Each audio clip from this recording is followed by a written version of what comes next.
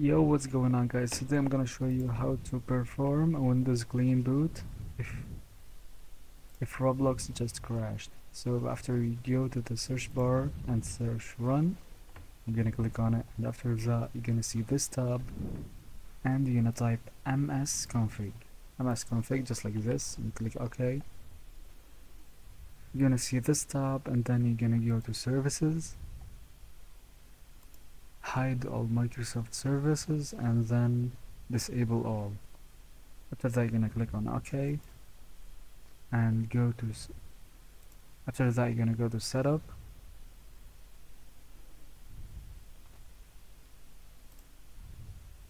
and go to task manager, and after that you're gonna select each one enabled and disable it.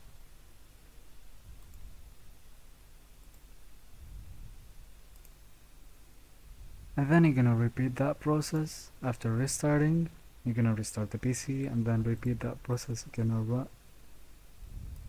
gonna restart the PC and then go to run again and go to msconfig just like this, and now we're gonna go to services and enable all just like this, and then we're gonna go, and that is it.